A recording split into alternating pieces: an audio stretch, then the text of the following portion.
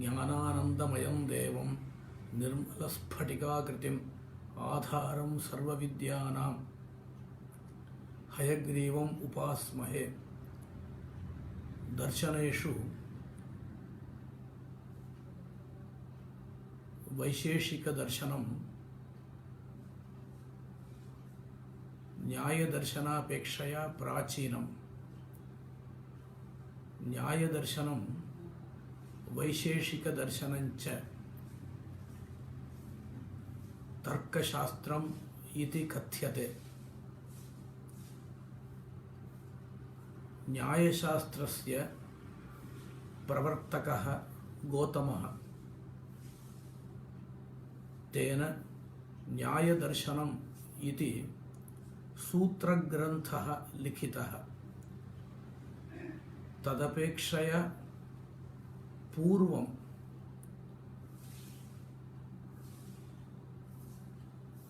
क्रिस्तोः पूर्वं द्वितीयशतक चतुर्थशतक अभ्यन्तरे वैशेषिकदर्शनं कणादेन महर्षिणा रचितम्। इदं कणादस्य दर्शनं वैशेषिकदर्शनम् इति प्रसिद्धं वर्तते।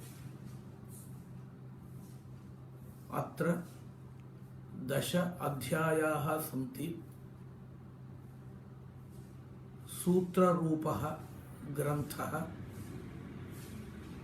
तेन कणादेन लिखितः। तस्य ग्रन्थस्य भाष्यं प्रशस्तपाद आचार्येण रचितं। तस्य व्याख्यानं श्रीधराचार्य विरचितं कंदली नामकं ग्रंथरत्नं वर्तते।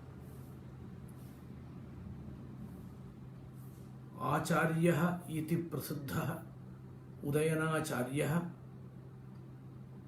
किरणावली नामकं ग्रंथम् अस्मिन् दर्शने रचितवान्।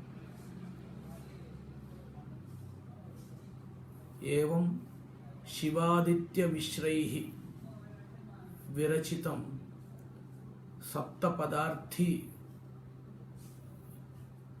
इति विवरणमपि लभ्यते।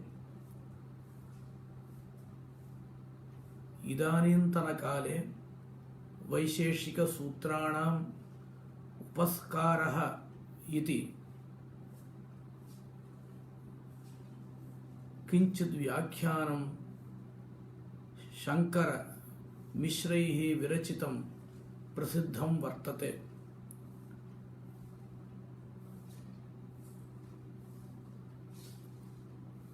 एवं ग्रन्थकर्तारः बहवः वैशेषिकदर्शनस्य प्रसिद्धाः सन्ति। वैशेषिकदर्शनम् इति नाम कथमागतम् इति पश्यामः। विशेषः इति कश्चित् पदार्थः अस्मिन्नेव दर्शने स्वीक्रियते। अतः वैशेषिकदर्शनम् इति नाम।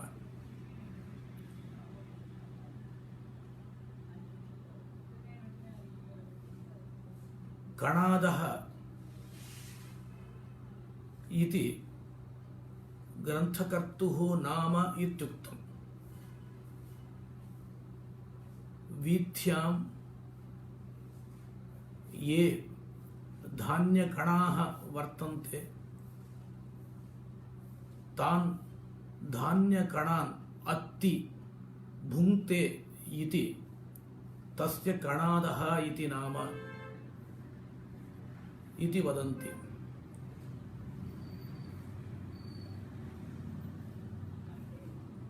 वैशेषिक दर्शने विशेषः इति कश्चित् पदार्थः पृथक्तया स्वीकृतः इति अस्माभिरुक्तम्। वैशेषिकदर्शने कति पदार्थाः स्वीक्रियन्ते इति प्रश्नः। एतेषां सिद्धान्ते द्रव्य गुण कर्म सामान्य विशेष समवाय रूपाः षट् भाव पदार्थाः स्वीकृताः। अनन्तरम् अभावः इति कश्चित् पदार्थः स्वीकृतः।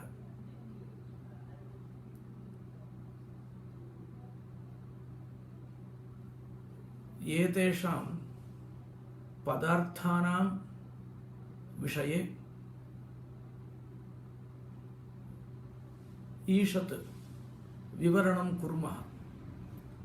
ततः पूर्वं वैशेषिकदर्शनस्य प्रथमं सूत्रं किं, कथं सः ग्रन्थः वर्तते इति ईषत् पश्यामः। अथातो धर्मं व्याख्यास्यामः इति प्रथमसूत्रम्।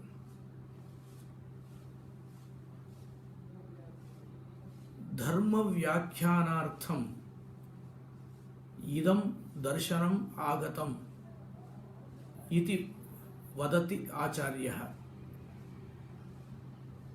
अनन्तरं वदति यतः अभ्युदय निःश्रेयससिद्धिः सः धर्मः इति।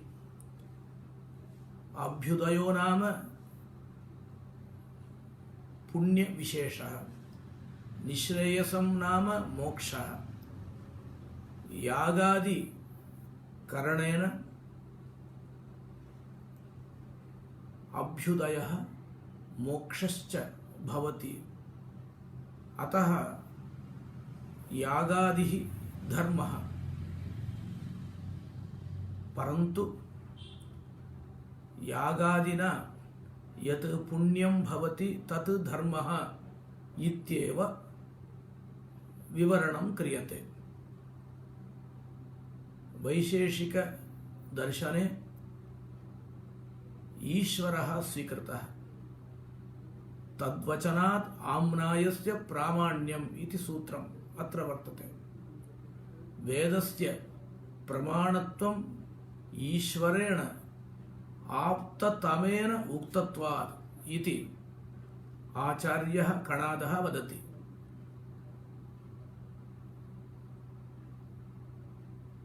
तत्त्वज्ञानात् मोक्षः इति वदति। भारतीय दर्शनेषु सर्वेष्वपि प्रथमं मोक्षः कथं भवति, तत्र अस्य दर्शनस्य किं स्थानम् इति प्रतिपाद्यते। तथैव वैशेषिकदर्शनेऽपि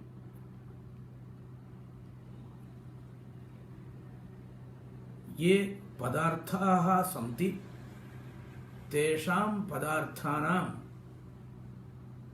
साधर्म्य वैधर्म्य निरूपणेन तत्त्वज्ञानं भवति चेत् मोक्षः इति उक्तं वर्तते। वैशेषिकदर्शनस्य अयं विशेषः वर्तते। पदार्थानां सामान्यरूपेण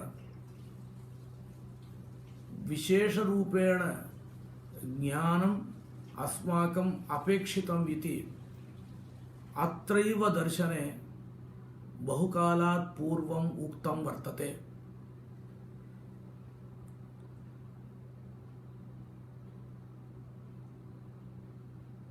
अत्र सप्त पदार्थाः उक्ताः इति अस्माभिः उक्तम्।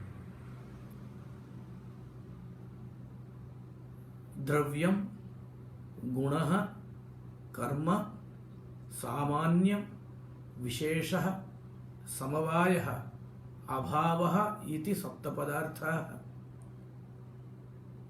तत्र प्रथमतः वर्तमानं द्रव्यं सर्वस्यापि इतरस्य पदार्थस्य द्रव्यम् आधारो भवति। अतः द्रव्यं प्रथमतः स्थापितम्। द्रव्ये एव गुणाः सन्ति, कर्माणि सन्ति। एवं अन्येपि पदार्थाः सन्ति।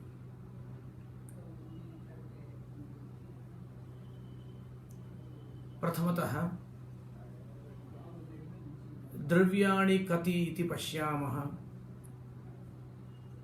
पृथिवी, आपः, तेजः, वायुः, आकाशः, कालः, दिक्, आत्मा, मनः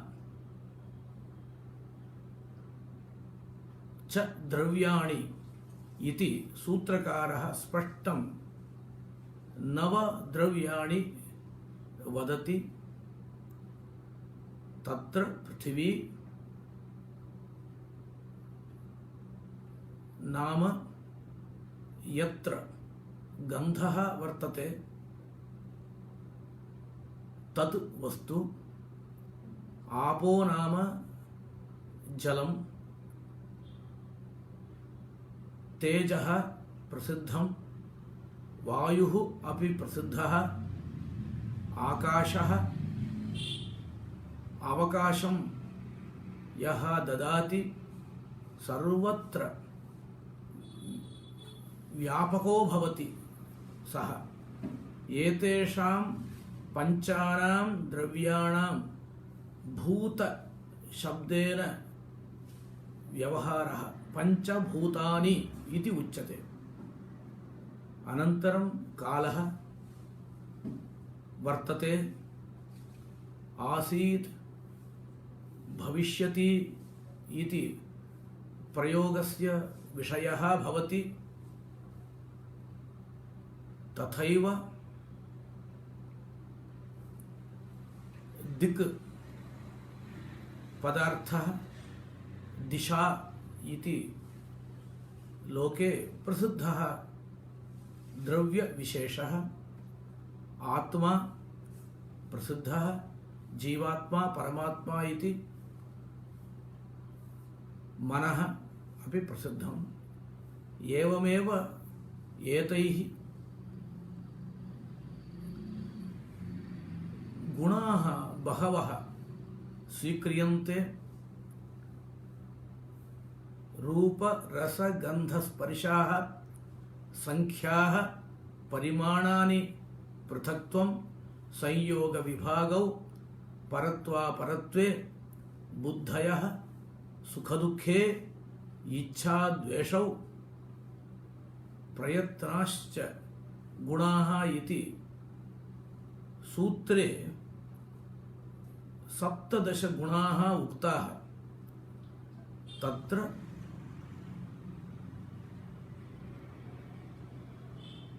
गुरुत्वं, द्रवत्वं, स्नेहः, संस्कारः, धर्मः, पुण्यम्, अधर्मः, पापं, शब्दः इति 7 गुणाः अपि योजनीयाः। आहत्य 24 गुणाः अस्मिन् शास्त्रे स्वीकृताः।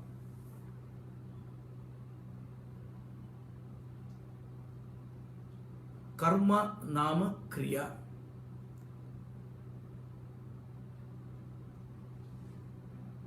उत्क्षेपणम्,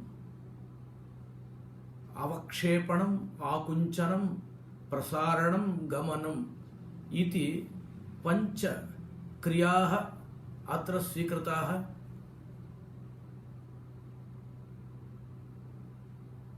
अत्र विस्तरेण व्याख्यानं न क्रियते। क्रिया नाम चलनम्। एतद् अनन्तरं सामान्यम् इति कश्चन पदार्थः एतैः उपपादितः वर्तते। सामान्यं जातिः इत्यपि उच्यते। सामान्यं नाम समानः धर्मः। यथा बहुषु गोषु गोत्वं सामान्यं भवति। सर्वेषु अश्वेषु अश्वत्वं सामान्यं भवति। सर्वेषु रथेषु रथत्वं सामान्यं भवति। मया पूर्वमेव उक्तं, लोके विद्यमानानां सर्वेषां पदार्थानाम् अनुगतरूपेण सामान्य आकारेण ज्ञानम् आवश्यकम् इति तदर्थं वैशेषिकदर्शने एव प्रथमतः प्रयत्नः कृतः। अत्र पश्यन्तु, गावः बहुविधाः दृश्यन्ते, परन्तु सर्वेषां गवां गोत्वम् इति सामान्य आकारेण ज्ञानं भवितुम् अर्हति इति प्रदर्श्यते।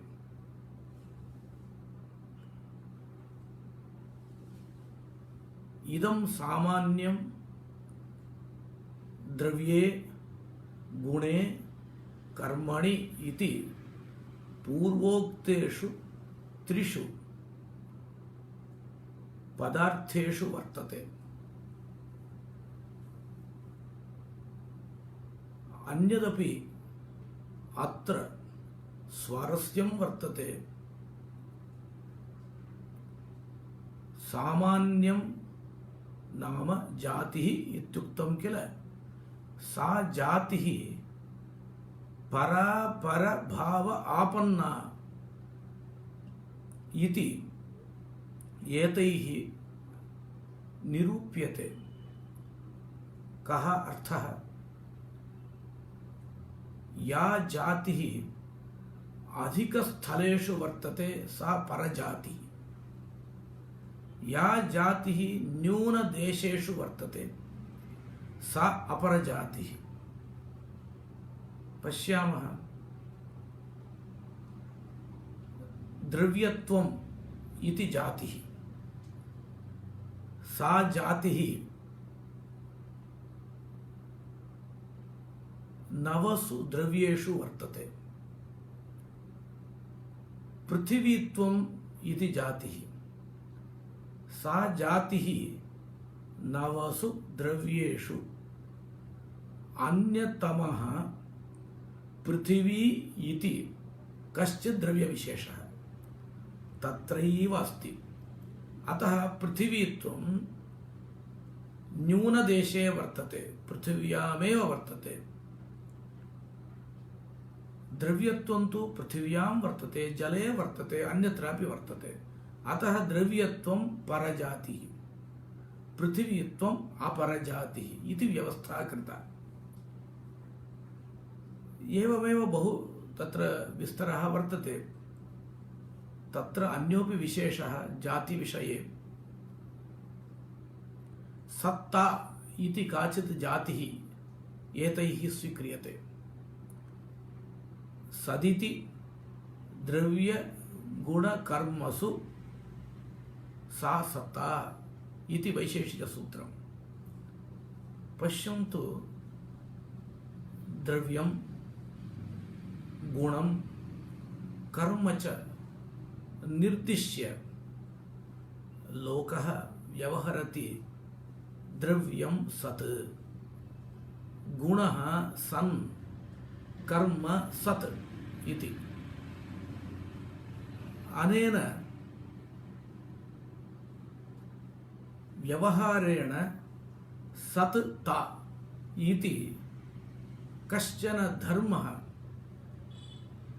एतेषु त्रिषु द्रव्ये गुणे कर्मणि च वर्तते इति सिद्ध्यति इति सूत्रकारः वदति।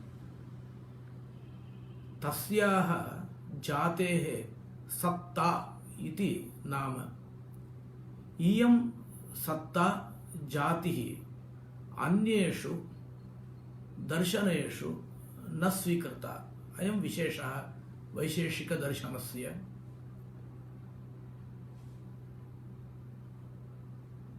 एवं जातेः लक्षणम् उच्यते नित्यम् एकम् अनेकानुगतं सामान्यम् इति।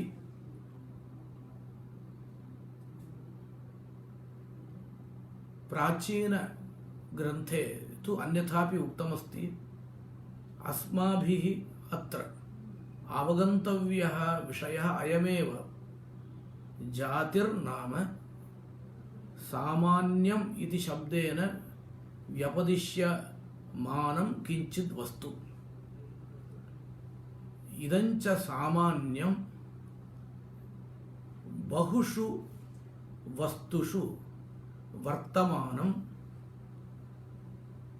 तानि सर्वाणि वस्तूनि एकरूपेण एक आकारेण ज्ञातुम् उपयुज्यते।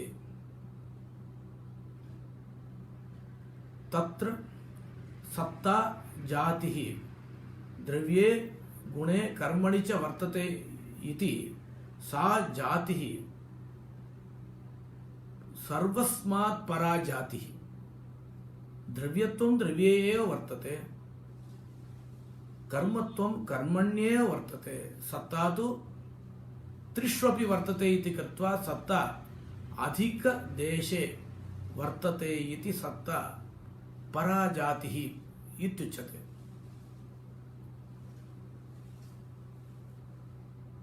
इतः परं विशेषः इति पदार्थः। विशेषपदार्थः एतेषां दर्शने प्रत्येकस्वं भवति इति मया पूर्वमेव उक्तमस्ति। यद्यपि द्वैत वेदान्ते विशेषः इति कश्चित् पदार्थः स्वीकृतः, परन्तु सः अन्यः। प्रप्रथमं कणाद मुनिना विशेषः इति पदार्थः प्रदर्शितः। अयं विशेषः किमर्थं स्वीकृतः इति चेत्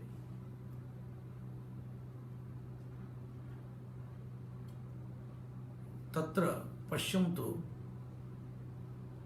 विशेषपदार्थः कुत्र अस्ति इति प्रथमतः पश्यामः। नित्यद्रव्येषु वर्तते। द्रव्यं द्विविधं भवति, नित्यद्रव्यम् अनित्यद्रव्यम्। एते परमाणु कारणतावादिनः। कोऽर्थः?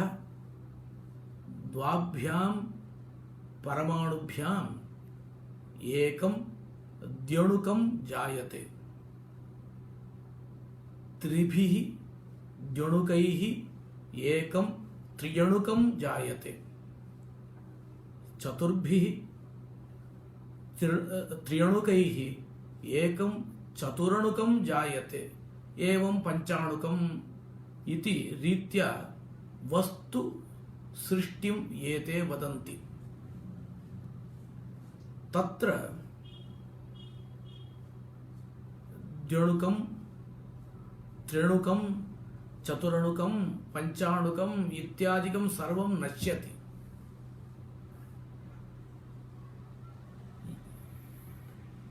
द्यणुकस्य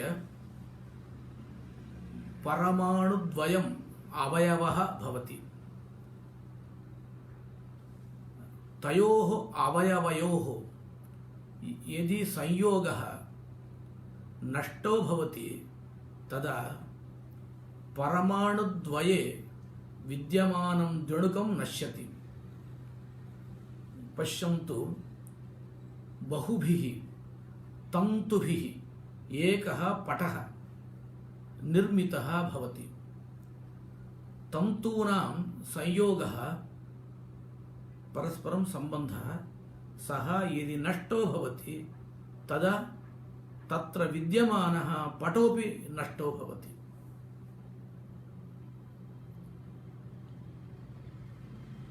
तत्र द्व्यणुकस्य नाशः उच्यते। एवमेव त्रिणुकस्य चतुर्णकस्य नाशः वक्तुं शक्यते। एकस्य घटस्य नाशः वक्तुं शक्यते। अवयवद्वयं संयुक्तं भवति चेत् घटो जायते। यदा सः संयोगः नश्यति तदानीं घटो नश्यति। परन्तु परमाणुः नित्यः इति स्वीक्रियते। परमाणोः कश्चित् अवयवः एतेषां सिद्धान्ते नास्ति। अतः परमाणुः नित्यः। परमाणोः अपि अवयवः स्वीक्रियते चेत् परमाणुः अनित्यः भवेत्, सोऽपि नश्यति इति स्वीकर्तव्यं स्यात्। तस्यापि एकः अवयवः स्वीक्रियते चेत् अनवस्था इति दोषः भवति। अनवस्था नाम अस्माभिः यत्र प्रत्यक्षं नास्ति तत्र कल्पना क्रियते। कल्पनायां तावत् कश्चित् अवधिः अपेक्षितः, काचित् समाप्तिः अपेक्षिता। समाप्तिं विना कल्पनामेव यदि कुर्मः तर्हि अनवस्था इति दोषः भवति। इदं सर्वं मनसि निधाय परमाणुरेव अन्तिमः द्रव्यविशेषः इति वैशेषिकाः वदन्ति। सः नित्यः इत्यपि उक्तमस्ति। परमाणुभ्यः एव सृष्टिः भवतीति कृत्वा परमाणु कारणतावादः एतैः आश्रितः इति प्रसिद्धिः वर्तते। इदानीं पश्यामः। परमाणवः नित्याः इति स्वीकृतम्। तथैव आकाशः नित्यः, सर्वव्यापकः। दिक् इति द्रव्यम् उक्तं किल, तदपि द्रव्यं नित्यं, तदपि सर्वव्यापकम्। आत्मा नित्यः, मनः नित्यम् इति एतेषां सिद्धान्ते स्वीक्रियते। विशेषः इति यः पदार्थः स्वीकृतः सः पदार्थः कुत्र कुत्र अस्ति इति चेत् नित्यद्रव्येषु अस्ति इत्युक्तं। तर्हि कुत्र कुत्र अस्ति? परमाणुषु वर्तते, आकाशे वर्तते, दिशि वर्तते, आत्मसु वर्तते, मनस्सु वर्तते। एते हि नित्यद्रव्य पदार्थाः। तेषु विशेषः वर्तते। प्रश्नः भवति, किमर्थं विशेषः नित्यद्रव्येषु वर्तते? पटः अस्ति, घटः अस्ति, तादृशेषु अनित्यपदार्थेषु अपि अस्तु, कुतः नित्यद्रव्येष्वेव विशेषः वर्तते? अयं प्रश्नः युक्तः। समाधानं वैशेषिकैः उच्यते। पश्यन्तु, एकः पटः वर्तते, अन्यः कश्चित् पटः वर्तते। अनयोः पटयोः वैलक्षण्यं, भेदः वक्तव्यः। कश्चित् पृच्छति अयं पटः तस्मात् पटात् कुतो भिन्नः इति पृच्छति। तदानीं किं वदति? अयं भोः अस्य पटस्य कारणभूताः ये तन्तवः ते तस्य पटस्य ये कारणभूतास्तन्तवः तान् अपेक्ष्य भिन्नाः। अतः अयं पटः तस्मात् पटात् भिन्नः इति उत्तरं वदति। एवं सर्वत्र उत्तरं वक्तुं शक्नोति। कथम्? इदं त्रिणुकम् अन्यस्मात् कथं भिन्नम् इति चेत् अस्मिन् अस्य त्रिणुकस्य कारणभूतानि द्युणुकानि अन्यस्य द्युणुकस्य कारणभूतेभ्यः द्युणुकेभ्यः भिन्नानि इति वक्तुं शक्यते। नाम परस्परं भेदः द्रव्याणां कारणम् आश्रित्यैव उच्यते। इतः परम् इदं द्युणुकं तस्मात् द्युणुकात् कथं भिन्नं, कुतो भिन्नम् इति प्रश्नः। किं समाधानम् उच्यते? अस्य द्युणुकस्य कारणभूतं परमाणुद्वयं तस्य द्युणुकस्य कारणभूतात् परमाणुद्वयात् भिन्नं वर्तते।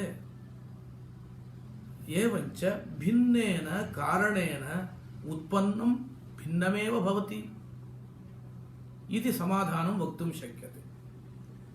इदानीं प्रश्नः, अयं परमाणुः अन्यस्मात् परमाणोः कथं भिन्नः इति प्रश्नः भवति। किं समाधानं वक्तव्यम्? अस्य परमाणोः यत् कारणं तस्य परमाणोः यत् कारणं ते कारणे परस्परं भिन्ने इति वक्तुं न शक्यते। परमाणोः कारणं किमपि नास्ति। द्युणुकस्य कारणं परमाणुः, त्रिणुकस्य कारणं द्युणुकं, घटस्य कारणं कपालं, पटस्य कारणं तन्तवः, परमाणोः कारणं किमपि नास्ति। तर्हि परमाणुद्वयस्य परस्परं भेदः वक्तव्यश्चेत् कथं वक्तव्यः? विशेषात् इति वक्तव्यम्। अस्मिन् परमाणु यो विशेषः वर्तते स विशेषः तस्मिन् परमाणु नास्ति। तस्मिन् परमाणु यः विशेषः वर्तते सः अस्मिन् परमाणु नास्ति। एवमेव विशेषपदार्थः स्वीकृतः। तथैव पश्यन्तु, आकाशं वर्तते। आकाशं नित्यम् इत्युक्तं, कालः नित्यः इत्युक्तं, दिक् नित्या इत्युक्तं, आत्मा नित्यः इत्युक्तं, मनः अपि नित्यम् इत्युक्तं। एतेषाम् अपि कारणानि न सन्ति। एतानि नित्यानि, अतएव येषां कारणं नास्ति तानि नित्यान्येव। तर्हि आकाशस्य इतर द्रव्यात् भेदः कथं वक्तुं शक्यते इति चेत् विशेषात् भेदः वक्तव्यः। तथा च विशेष इति पदार्थस्य स्वीकरणे कारणम् एकं वर्तते। तत्र विशेषपदार्थः यदि न स्वीक्रियते तर्हि नित्यद्रव्येषु एवं वैलक्षण्यम् अस्माभिः उपपादयितुं न शक्यते। तत्र उच्यते वैशेषिकैः नित्यद्रव्यवृत्तयः विशेषाः तु अनन्ताः इति। अनन्ताः इत्युक्तम् अनन्ताः नाम संख्याम् अतीताः इत्यर्थः। संख्यातुं न शक्यन्ते विशेषाः। कुतः? आकाशः एकः, दिक् एकः, कालः एकः, एवं तत्र एकत्वं भवति। परमाणवः कति इति वक्तुं शक्यते वा? अतः परमाणूनां संख्या अस्माभिः वक्तुं न शक्यते। एकैकस्मिन् परमाणु एको विशेषः वर्तते चेत् विशेषाः अपि असंख्याताः भवन्ति इति एतेषां सिद्धान्तः। अत्र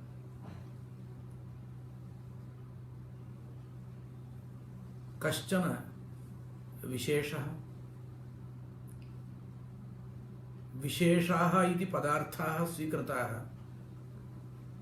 एते विशेषाः परस्परं कथं भिन्नाः भवन्ति?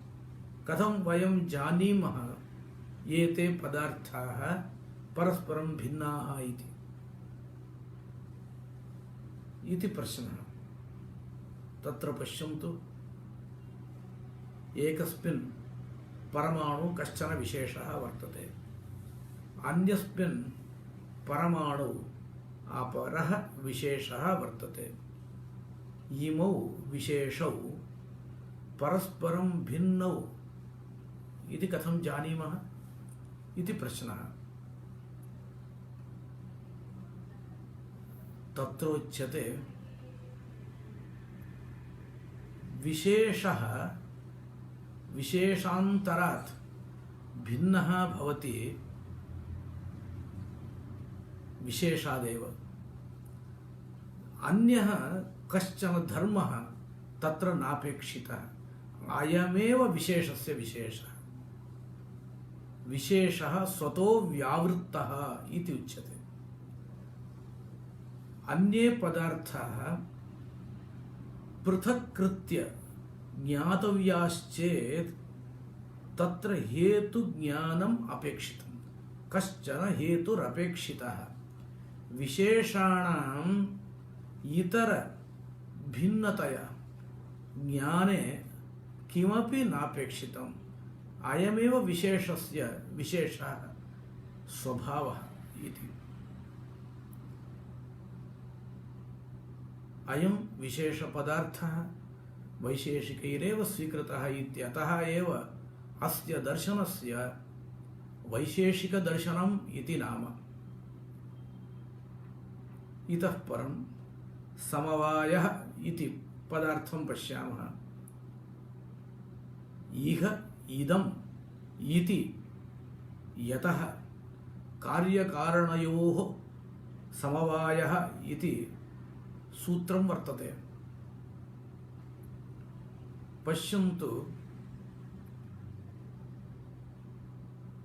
तन्तुषु पटः वर्तते, घटे रूपं वर्तते, बालके क्रिया वर्तते। एतादृश व्यवहाराः केन कारणेन भवन्ति? समवायेन भवन्ति। कारणे कार्यं संबद्धं सदैव जायते। स्पष्टीकरोमि। तन्तवः कारणानि। तेषु तन्तुषु पटः केनचित् संबन्धेन संबद्धः सन् जायते। सः संबन्धः समवायः इत्युच्यते। घटे आम्रफले रूपं शुक्ल पीतादि रूपं वर्तते। तत् रूपं समवाय संबंधेन संबद्धं विद्यमानं सदैव जायते। एवमेव कस्मिंश्चित् पदार्थे घटे पटे प्रसिद्धे वायौ चलनम् इति क्रिया भवति। इयं क्रिया वायौ समवाय संबंधेन वर्तते। जायते च तेनैव संबंधेन विद्यमानं सत् जायते। एवमेव जातिः सामान्यम् इति पूर्वम् अस्माभिरुक्तम्। इदं सामान्यं गोत्वं पृथिवीत्वम् इति व्यपदिश्यमानं। सामान्यं समवाय संबंधेन आधारे वर्तते। गोत्वं गवि समवाय संबंधेन वर्तते। एवमेव विशेषः इति पदार्थः पूर्वम् उक्तः किल। सः पदार्थः परमाणुषु आकाशे दिशि अन्यत्र च समवाय संबंधेनैव वर्तते। एवम् अस्माभिः उक्तमस्ति। तेन किञ्चित् अनुगतं ज्ञातमस्ति। ययोः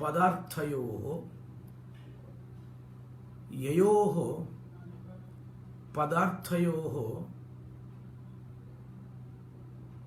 अपृथक् सिद्धिः वर्तते। अयुत सिद्धत्वम् इति नवीनग्रन्थेषु लिख्यते। प्राचीनग्रन्थेषु अपृथक् सिद्धिः इति उच्यते। अपृथक् सिद्धिर्नाम पृथक् पृथक् स्थितिः नास्ति, पृथक् व्यवहारोऽपि नास्ति। पश्यन्तु,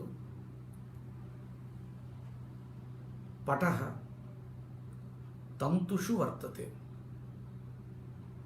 पटः कदाचित् तन्तून् विहाय तिष्ठति वा? रूपं घटे वर्तते, विहाय न तिष्ठति। क्रिया वस्तुषु वर्तते, वस्तु विहाय क्रिया न तिष्ठति।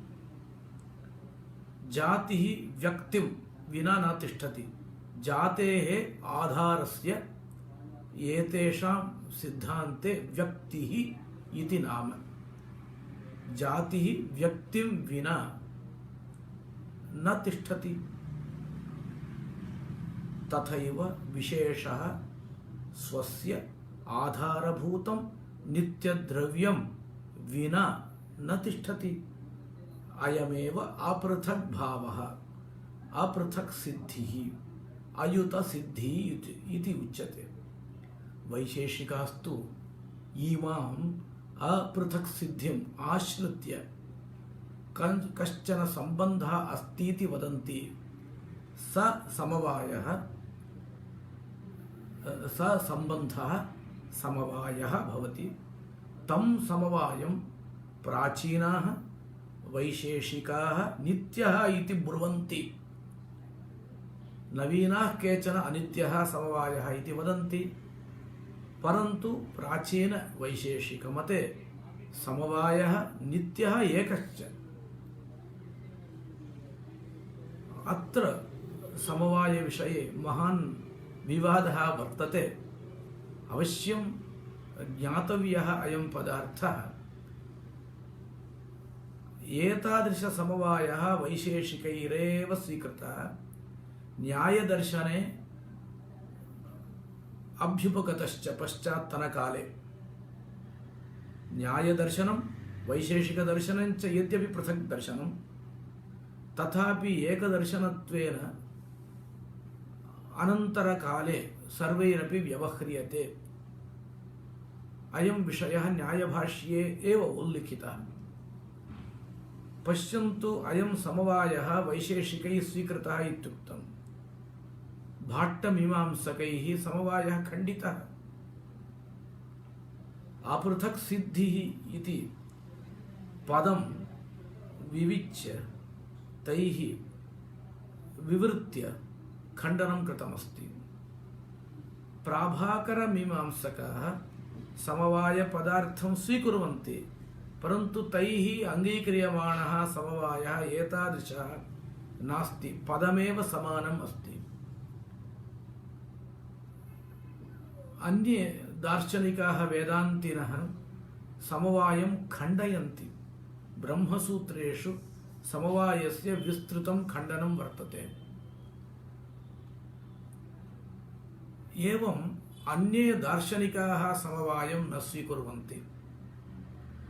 तथापि समवायः वैशेषिकमते समर्थितः वर्तते। तत्त्वचिन्तामणिग्रन्थे आचार्यः गंगेश उपाध्यायः समवायं विस्तरेण समर्थितवान्। अयं समवायः नित्यः एकः इत्युक्तम्। विशेषे सामान्ये समवाये च सामान्यं नास्ति। द्रव्ये गुणे कर्मणि च सामान्यम् अस्ति। तथापि सामान्ये विशेषे समवाये च भावपदार्थे सामान्यं न स्वीक्रियते। इतः परम् अभावः इति पदार्थः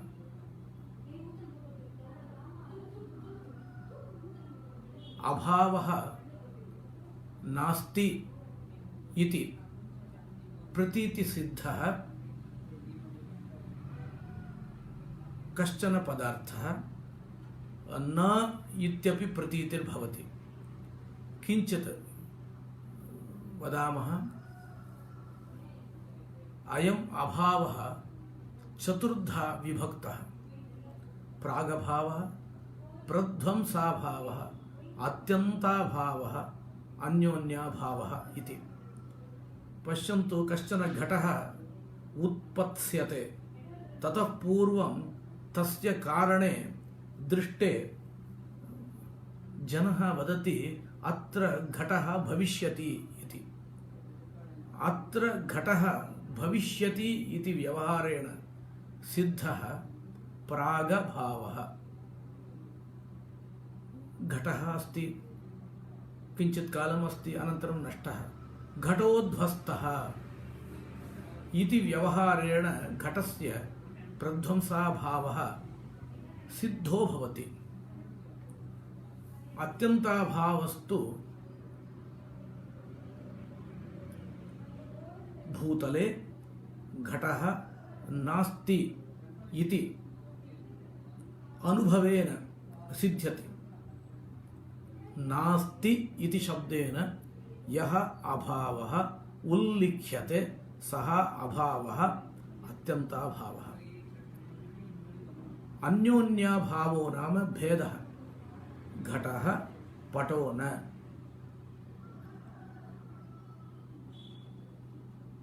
इति उच्यते किल। अश्वः पुरुषो न। गौः अश्वो न इति उल्लिख्यमानः नञ प्रतीयमानः अभावः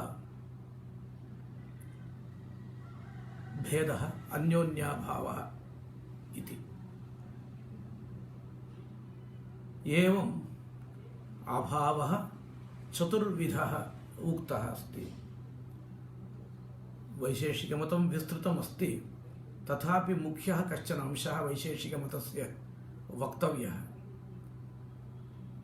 तैः प्रत्यक्षम् अनुमानम् इति प्रमाणद्वयमेव स्वीक्रियते इति ग्रन्थेषु प्रसिद्धम्। मुख्यः कश्चन अंशः कः इति चेत् द्वित्वे च पाकजोत्पत्तौ विभागज विभागजे यस्य न स्खलिता बुद्धिः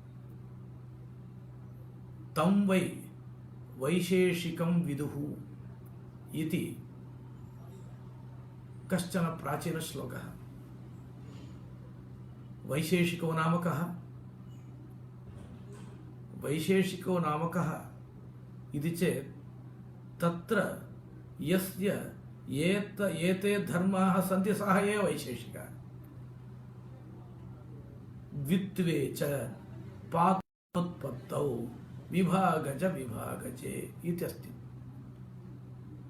यस्य बुद्धिः न स्खलिता भवति सः वैशेषिको भवति। कथम् इति किञ्चित् वदामः। वैशेषिकमते द्वित्वं, त्रित्वं, चतुष्टयम् इत्यादयः ये संख्याविशेषाः सन्ति ते संख्याविशेषाः अपेक्षा बुद्ध्या जायन्ते इति स्वीक्रियते। इयं तु विस्तृता प्रक्रिया, संक्षेपेण वदामि। पुरतः घटद्वयं वर्तते इति मन्यता। अयम् एको घटः, अयम् एको घटः इति ज्ञानं प्रथमतः भवति। इदं ज्ञानम् अपेक्षा बुद्धिः इत्युच्यते। पुनः वदामि, अयम् एको घटः, अयम् एको घटः इति ज्ञानम्। अस्मात् ज्ञानात् तस्मिन् घटद्वये द्वित्वं जायते। अनन्तरं तस्य द्वित्वस्य निर्विकल्पकं प्रत्यक्षं जायते। तत्र प्रत्यक्षं द्विविधं निर्विकल्पकं सविकल्पकम् इति तद् वक्तुम् अत्र समयः नास्ति। निर्विकल्पकम् इति प्राथमिकं प्रत्यक्षं यत्र तु स्पष्टता न भवति, अनन्तरं स्पष्टं यदि ज्ञानं भवति तत् सविकल्पकम् इति स्वीकुर्वन्तु। द्वित्वनिर्विकल्पक अनन्तरं द्वित्वसविकल्पकं जायते। इमौ द्वौ इति प्रत्यक्षं यद् भवति तत् सविकल्पकम्। तदानीम् अपेक्षा बुद्धिः या द्वित्वम् उत्पादयति स्म सा नश्यति। अनन्तरक्षणे द्वित्वमपि नश्यति। इदं जायमानं द्वित्वम् इति संख्या यस्य अपेक्षा बुद्धिः वर्तते तस्यैव प्रत्यक्षा भवति इयं संख्या। मम अपेक्षा बुद्ध्या द्वौ घटौ इति प्रत्यक्षं ममैव भवति, पार्श्वस्थस्य न भवति। इयं द्वित्वोत्पत्ति प्रक्रिया इत्युच्यते। अनन्तरं पाकज गुणः इति उच्यते। तत्र आम्रफलम् अस्ति। इदानीं ततः पूर्वं तत् आम्रफलं कच्चा इति उच्यते किल, तथा आसीत्। अग्निसंयोगः जातः, विलक्षण अग्निसंयोगः। तेन अग्निसंयोगेन किं भवति? आम्रफलं सर्वमपि नष्टं भवति। परमाणवः एव सन्ति। परमाणुषु पूर्वं वर्तमानं रूपं, रसः, गन्धः, स्पर्शः च नश्यन्ति। इदानीं पुनः अग्निसंयोगः जायते। अनेन अग्निसंयोगेन तेषु परमाणुषु अन्यत् रूपम्, अन्यो रसः, अन्यो गन्धः, अन्यस्पर्शः जायते। अनन्तरं परमाणुद्वयं मिलति, संयुक्तं भवति, द्विणुकं भवति, पुनः त्रिणुकं भवति इति रीत्या पुनः आम्रफलं जायते। इदानीं दृश्यमानम् आम्रफलं जायते। इयं प्रक्रिया पाकज प्रक्रिया इत्युच्यते। तत्र पीलु पाकवादः एतेषां। पीलवो नाम परमाणवः परमाणुपर्यन्तम् अग्निसंयोगेन नष्टं भवति। पुनः भाषान्तरे रीकन्स्ट्रक्शन् इत्युच्यते किल, तत्र पुनः सर्वं तत्र संविधीयते, पुनः सम्यक् भवति। अनन्तरं विभागज विभागः इति कश्चित् वर्तते। तत्र हस्तस्य कर्मणा